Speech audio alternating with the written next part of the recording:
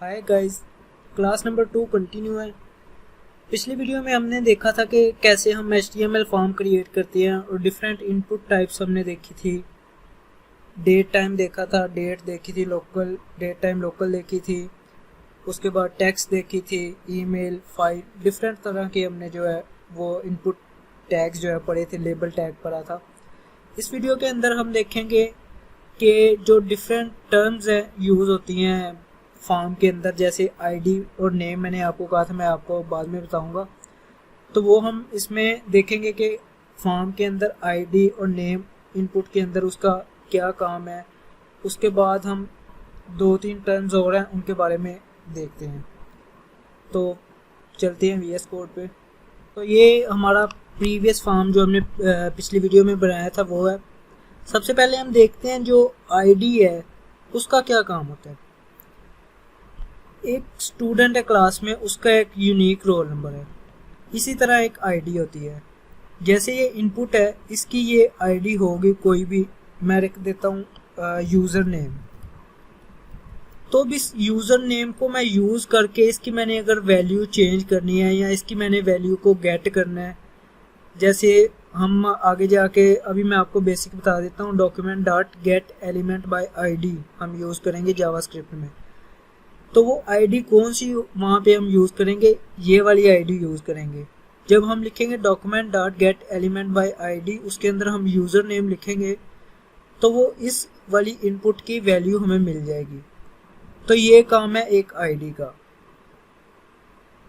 तो ये काम है आईडी का कि हम आईडी से उसकी वैल्यू को गेट कर सकते हैं। उसमें कोई चेंजिंग करनी है, उसका हमने CSS स्टाइल चेंज करना है, कुछ भी उसके साथ हमने करना है, तो उसकी आईडी से हम वो वाला एलिमेंट गेट करके उसकी हम जो प्रॉपर्टीज़ को हैं वो गेट करके उसको चेंज कर सकते हैं उसकी आईडी से। अब यहाँ पे एक दूसरा है नेम। नेम हम कहाँ पे यूज़ करेंगे? नेम बेसिकली यूज़ होता है बैकएंड के लिए। जब ये कॉन्टैक्ट फॉर्म को हम बैकएंड के साथ कनेक्ट करेंगे, तो जब यूज़र यहाँ से सबमिट प्रेस करेगा तो हम बैकएंड पे इसकी वैल्यू को कैसे गेट करेंगे। जैसे कि यहाँ पे मैंने लिखा है नेम के अंदर इनपुट हमने दी है नेम की। अब यूज़र ने यहाँ पे लिख दिया अली। अब हम बैकएंड पे अली कैसे एक्सेस करेंगे? उसके लिए हम यूज़ करेंगे नेम। यहाँ पे हम लेट्स से यहाँ पे भी हम यूज़र नेम लिख देते हैं। तो आईडी और नेम सेम है, इसमें कोई कन्फ्यूजन नहीं है कि हम आईडी और नेम दोनों को सेम रख सकते हैं। अब यहाँ पे यूज़र नेम लिखा है तो हम बैकएंड पे इसको यूज़र नेम वाला जो टैग होगा उससे हम जो है वो नेम की वैल्यू को एक्सेस कर सकते हैं और उसको हम फिर डाटाबेस में स्टोर कर सकते हैं। इसी तरह डिफरेंट जो है वो उनका नेम यूनिक होना चाहिए, क्योंकि अगर हम नेम का भी नेम जो है वो यूज़र नेम रख देते हैं, ईमेल का भी नेम यूज़र नेम रख देते हैं, तो इस तरह दोनों की वैल्यू है जो वो सही नहीं आएगी। दोनों जो है वो इनकन्सिस्टेंसी आ जाएगी, डाटा में जो हमारे पास इंफॉर्मेशन है वो करेक्ट नहीं आ सकेगी। तो ये आईडी और नेम का काम है। आईडी और नेम के बाद जो टर्म यूज़ होती है वो होती है प्लेस होल्डर। इनपुट के अंदर प्लेस होल्डर का क्या काम है? प्लेस होल्डर के अंदर मैं लिख देता हूँ योर नेम। अब हम जाके देखते हैं, यहाँ पे देखें इसके अंदर योर नेम आ गया प्लेस होल्डर। इसके अंदर जब मैं कुछ लिखूंगा तो वो प्लेस होल्डर ऑटोमेटिकली गायब हो जाएगा। जब मैं टेक्स्ट बॉक्स को खाली कर दूंगा तो वो प्लेस होल्डर दोबारा नज़र आना शुरू हो जाएगा। इसका ये फ़ायदा है कि अगर हम यहाँ पे नेम को रिमूव कर दें तो उससे यूज़र को पता चल जाएगा कि यहाँ पे मैंने क्या इन्फॉर्मेशन एंटर करनी है। या अगर नेम को लिखा भी रहने दें तो इसके अंदर हम कुछ डिफरेंट इन्फॉर्मेशन भी लिख सकते हैं। जैसे कि यहाँ पे पासवर्ड है तो इसके अंदर हम प्लेस होल्डर दे के लिख सकते हैं कि एंटर पासवर्ड 4 to 7 डिजिट्स। तो यहाँ पे आ गया एंटर पासवर्ड 4 to 7 डिजिट। इस तरह हम इस प्लेस होल्डर के साथ कोई इंफॉर्मेशन भी वहाँ पे शो कर सकते हैं। प्लेस होल्डर के अलावा एक टर्म यूज़ होती है रिक्वायर्ड। जैसे आपने देखा होगा कि जो फॉर्म्स हैं जब आप सबमिट करते हैं तो वो सबमिट तब तक नहीं होता जब तक आप रिक्वायर्ड फील्ड्स में कुछ ना कुछ टाइप ना कर दें, तब तक वो फॉर्म सबमिट नहीं होता। जैसे यहाँ पे मुझे चाहिए कि नेम यूज़र एंटर करे ही करे, इसके बगैर जो है वो फॉर्म सबमिट ही ना हो सके, तो इसके लास्ट में मैं लिख दूंगा रिक्वायर्ड। तो अब अगर यूज़र जो है वो नेम के बिना सबमिट करता है तो यहाँ पे आ जाएगा प्लीज़ एंटर, ये नीचे लिखा हुआ है, वार्निंग आ जाएगी कि उसको नेम जो है वो रिक्वायर्ड फील्ड है, इसे एंटर करें। इसी तरह अगर हम ईमेल के साथ रिक्वायर्ड लिख देते हैं तो मैंने नेम एंटर कर दिया, अब मैं सबमिट करता हूँ तो वो ईमेल पे रिक्वायर्ड वाला जो है वो वार्निंग आनी स्टार्ट हो जाएगी कि ये इसको एंटर करें, इसके बगैर सबमिट नहीं हो सकता। अब हम थोड़ी सी HTML फॉर्मेटिंग के बारे में डिस्कस कर लेते हैं। HTML फॉर्मेटिंग क्या है? HTML फॉर्मेटिंग में डिफरेंट टैग्स आ जाते हैं, जैसे कि बोल्ड टैग यूज़ होता है। मैं चाहता हूँ कि ये जो नेम लिखा है ये बोल्ड हो जाए, तो इसके लिए टैग यूज़ होता है बी टैग यूज़ होता है। यहाँ पे मैं बी लिखूँगा, एंटर कर दिया तो ये क्लोजिंग टैग मैं यहाँ पे लिख देता हूँ लेबल की दूसरी साइड पे, तो अब आप देखेंगे ये जो है बोल्ड हो गया है। ये HTML फॉर्मेटिंग में हम यूज़ करते हैं। लेट्स से मैं चाहता हूँ कि ये जो लेबल है इसको मैंने इटैलिक करना है, तो मैं आई लिखूँगा और इसका क्लोजिंग टैग लेबल की दूसरी साइड पे लगा दिया, तो ये जो है इटैलिक में कन्वर्ट हो जाएगा। इसी तरह डिफरेंट जो है वो यूज़ होते हैं। जैसे लेट्स से यहाँ पे मैं चाह रहा हूँ स्ट्रॉन्ग, आप कोई टेक्स्ट लिख रहे हैं पैराग्राफ में, तो उसके दरमियान में आप कोई जो है वर्ड बोल्ड करना चाह रहे हैं, तो उसके लिए स्ट्रॉन्ग का जो है टैग वो भी यूज़ हो सकता है। यहाँ पे जो है पासवर्ड आप देखे रहे होंगे कि पासवर्ड जो है वो बोल्ड हो गया। उसके अलावा अगर आपने कोई सबस्क्रिप्ट लिखना है तो वो भी लिखा जाता है। जैसे मैं यहाँ पासवर्ड के सब लिख के, तो यहाँ पे लास्ट पे लिख दिया, यहाँ पे कुछ भी मैं लिख देता हूँ हेलो, तो आप देखेंगे ये हेलो आ रहा है और इसका सबस्क्रिप्ट जो है वो पासवर्ड बन गया। तो इस तरह ये नीचे आ रहा है। ये आपने अगर कोई मैथमेटिक इक्वेशन लिखनी है उसमें आपके लिए यूज़फुल हो सकता है।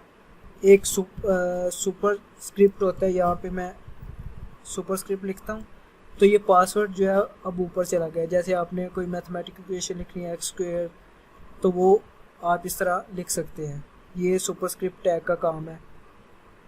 इसके अलावा एक टैग है स्मॉल का, वो भी यूज़ होता है। जैसे यहाँ पे मैं लिख देता हूँ स्मॉल, तो जो अब पासवर्ड है ये देखें इसका फ़ॉन्ट साइज जो है वो कम हो गया, तो ये स्मॉल का काम है। इसके अलावा जो टैग यूज़ होता है वो डेल का टैग भी यूज़ होता है। डेल का टैग हम यूज़ करके देखते हैं, तो ये उसके ऊपर जो है वो एक लाइन बन गई है। आपने अक्सर देखा होगा जो किसी चीज़ पे ऑफ़र लगी होती है वेबसाइट पे, तो वो उसकी प्राइस एक साथ में लिखी होती है और उसके साथ एक जो उसकी प्राइस होती है उस पर एक लाइन लगी होती है कि इसकी इतनी प्राइस नहीं इतनी है। तो वहाँ पे भी ये वाला जो है डेल वाला टैग यूज़ होता है। इसके अलावा एक सेंटर टैग यूज़ होता है। अब देख रहे हैं आपके ये कॉन्टैक्ट फॉर्म है जो ये लेफ़्ट पे है बिल्कुल। मैं चाह रहा हूँ कि ये कॉन्टैक्ट फॉर्म यहाँ पे दरमियान में आ जाए, तो इसके लिए सेंटर टैग जो है वो यूज़ होता है। यहाँ पे मैं सेंटर लिखूँगा और जो हेडिंग है इसके लिख दी दरमियान में, तो ये जो आप देखेंगे कॉन्टैक्ट फॉर्म लेफ़्ट से सेंटर में आ गया है, तो ये सेंटर टैग का काम है। इस तरह आप कर सकते हैं। अगर मैं फॉर्म को भी चाह रहा हूँ कि सेंटर में आ जाए, तो यहाँ पे मैं सेंटर लिख के क्लोजिंग टैग इसका फॉर्म की दूसरी साइड पे लिख दिया, तो आप देखेंगे कि जो फॉर्म था वो पेज के सेंटर में आ गया। अच्छा, मैं चाह रहा हूँ कि ये जो फॉर्म्स के साथ ये आ रहा है इसे हम फेविकॉन कहते हैं। मैं चाह रहा हूँ कि ये जो डिफ़ॉल्ट आता है इसकी जगह मैं एक यूज़र का जो है पिक्चर लगा दूँ ताकि ये थोड़ा सा अच्छा दिखना स्टार्ट हो जाए। तो इसके लिए हम यहाँ पे हेड टैग के अंदर लिंक लिखेंगे आप और यहाँ पे नीचे आके फेविकॉन इस पर क्लिक करेंगे तो यहाँ पे आ जाएगा। यहाँ पे आप href के अंदर अपनी इमेज का जो है वो लिंक दे सकते हैं, पास दे सकते हैं।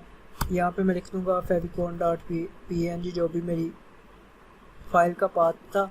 तो आप यहाँ पे देखें, आप वो जो डिफ़ॉल्ट आ रहा था फेविकॉन उसकी जगह जो मेरी ये वाला favicon.png ये मेरे पास favicon.png था। तो यहाँ पे वो फेविकॉन जो पिक्चर थी वो स्टार्ट हो गई है दिखने। अब तो हम जो है वो थोड़े से बेसिक्स स्टाइल्स के बारे में देख लेते हैं। डिटेल में हम CSS पार्ट के अंदर जाके स्टडी करेंगे, लेकिन यहाँ पे हम बेसिक स्टाइलिंग देख लेते हैं इसकी कि स्टाइल हम किस तरह ऐड करते हैं। स्टाइल ऐड करने के यहाँ पे दो तरीके हैं। एक तो ये है कि आप यहाँ पे स्टाइल टैग लिख के उसके अंदर स्टाइल जो है वो डिफ़ाइन कर लें। दूसरा वे ये है कि आप यहाँ पे एक फ़ाइल बना लें जैसे index.css। ये मैंने CSS की फ़ाइल बना ली। यहाँ पे मैं CSS का सारा कोड लिख लूँ और उसको मैं यहाँ पे इंपोर्ट कर लूँ। तो उसका क्या तरीका है, यहाँ पे link.rel लिखेंगे आप तो ये स्टाइल शीट का जो है वो बन जाएगा। लिंक यहाँ पे href के अंदर हम लिख देंगे index.css। तो इस तरह आप दोनों तरीक़ों से आप जो है वो स्टाइलिंग कर सकते हैं। अच्छा, स्टाइलिंग करने से पहले हम थोड़ा क्लासेस के बारे में पढ़ लेते हैं कि क्लासेस क्या होती हैं। जैसे क्लास है उसके अंदर डिफरेंट स्टूडेंट्स होते हैं, तो वो स्टूडेंट्स का जो कलेक्शन है उसको हम क्लास कहते हैं। जैसे ह्यूमन है, ह्यूमन बॉडी, वो किसकी कलेक्शन है, ह्यूमन ब्रेन की है, उसके बाद ह्यूमन हार्ट की है, लिवर, वो डिफरेंट जो ह्यूमन बॉडी के ऑर्गन्स हैं उनकी जो कलेक्शन है वो ह्यूमन बॉडी है एक। तो उसको हम क्लास का नाम देते हैं। सेम टाइप की जो चीज़ें हैं वो एक क्लास में होंगी। इस तरह हम एक div टैग डिफाइन करते हैं, उसके अंदर हमने एक फॉर्म को रख दिया और उसकी क्लास हम कह देते हैं, इंडेंटेशन दे लेते हैं ताकि इजी रहे। यहाँ पे हम क्लास डिफाइन कर देते हैं फॉर्म। अब ये कहाँ पे यूज़ होगी ये क्लास? अब ये जो डिफरेंट इसके अंदर इनपुट टैग्स थे, लेबल्स थे, वो सारे इस फॉर्म के अंदर एक क्लास के अंदर हैं। इसके ज़रिए हम इन सब का जो स्टाइल वो है यहाँ पे चेंज कर सकते हैं। जैसे यहाँ पे मैं लिखता हूँ डॉट फॉर्म, करली ब्रैकेट्स के अंदर इसकी मैं अब CSS जो भी डिफाइन करूँगा वो इन सब पे लग जाएगी CSS। जैसे आप यहाँ पे देख रहे हैं कि नेम जो है वो इनका सेंटर में आ रहा है। तो अगर मैं यहाँ पे लिख देता हूँ टेक्स्ट अलाइन, ये आप सारी जो है प्रॉपर्टीज़ हैं CSS की, इसको डिटेल में पढ़ेंगे CSS वाले पार्ट में। यहाँ पे सेंटर सॉरी मैंने कर दिया, लेफ़्ट कर देते हैं। तो आप देख रहे हैं कि जो वो फॉर्म था वो कंप्लीट इस तरफ आ गया, लेफ़्ट पे आ गया। तो ये हमने जो है वो पहले सेंटर में आ रहा था, टेक्स्ट भी सेंटर में आ रही थी और बाकी टेक्स्ट बॉक्सेस भी सेंटर में आ रहे थे। तो वो टेक्स्ट लाइन लेफ़्ट किया तो वो लेफ़्ट साइड पे चला गया। अब मैं चाह रहा हूँ कि जो कलर है वो इनका हो जाए ब्लू। अब ये देखें जो जितनी भी टेक्स्ट थी उसका कलर ब्लू हो गया। अब अगर मैं यहाँ पे करना स्टार्ट करता, यहाँ पे मैं लिखता style equal colour equal blue, फिर मैं यहाँ पे लिखता स्टाइल कलर इक्वल ब्लू, फिर मैं नीचे लिखता स्टाइल कलर इक्वल ब्लू। तो हर टैग में जाकर लिखने से बेहतर है कि हम एक क्लास बना ली हमने फॉर्म की, तो उसके अंदर हमने डिफाइन कर दिया CSS उसका। तो इस तरह से ये जो है क्लासेस वो यूज़ होती हैं। अब ये इसके साथ बहुत बिल्कुल लेफ़्ट पे जाकर लगा हुआ है, मैं कह रहा हूँ थोड़ा सा साथ में स्पेस आ जाए, उसके लिए हम यूज़ करते हैं मार्जिन। मैं लिखूँगा मार्जिन। मार्जिन अगर मार्जिन लिखेंगे तो वो चारों तरफ से मार्जिन उतना कर देगा। उसके अलावा यूज़ होता है margin left, margin right, margin top और मार्जिन बॉटम, अगर आपने किसी एक साइड से मार्जिन देना है। लेकिन अगर आप अकेला मार्जिन लिखेंगे तो वो चारों तरफ से उतना मार्जिन दे देगा। जैसे मुझे यहाँ पे सिर्फ लेफ़्ट पे चाहिए तो मैं लेफ़्ट लिख के यहाँ पे जितना भी चाहिए होगा 20 पिक्सल 30 पिक्सल वो लिख देंगे। तो आप देखेंगे यहाँ पे साइड से स्पेस आ गई है, तो ये मार्जिन का काम है। अच्छा, मार्जिन में और पैडिंग में क्या डिफरेंस है? जो मार्जिन है वो एलिमेंट के बाहर यूज होता है, और जो पैडिंग है वो एलिमेंट के अंदर से उसको जो है वो स्पेस देती है। इसको मैं आपको ये एक इमेज से देखते हैं हम मार्जिन और पैडिंग में क्या डिफरेंस है। अब यहाँ का सेंटर में जो वो कंटेंट लिखा हुआ है, अगर आप इसको पैडिंग देंगे तो वो जो कंटेंट आपका लिखा है, जितनी उसकी जगह है, ये इसकी जगह है, आप अगर उसको पैडिंग देंगे तो वो उसके जितनी उसकी स्पेस है उसमें से वो पैडिंग उसको वो लगेगी, जो स्पेस उसकी मिलेगी वो उसको पैडिंग उसको इंटीरियर समझ लें, इंटीरियर साइड से उसको जो है वो स्पेस देना स्टार्ट कर देगी। अगर पैडिंग आपने 20 की तो उसको अंदर से जितना उसका बॉर्डर है उसको अंदर से 20 पिक्सल चारों तरफ से दे देगा। लेकिन अगर आप मार्जिन करते हैं तो वो मार्जिन इसका जो होगा ना बॉर्डर लाइन, उसके बाहर से वो मार्जिन देगा। तो इस तरह आप समझ लें कि पैडिंग जो है वो एक इंटीरियर के लिए यूज़ होता है बॉर्डर लाइन के लिए, और मार्जिन है वो एक्सटीरियर में से उसको जो वो उसके स्पेस देता है एक्सटीरियर में से। इसको मैं एक एग्जांपल के साथ भी समझाता हूँ आपको। अब जैसे यहाँ पे देखिए कॉन्टैक्ट फॉर्म है, इसको मैं क्लास दे देता हूँ एक हेडिंग, और यहाँ पे इसकी CSS डिफाइन करते हैं।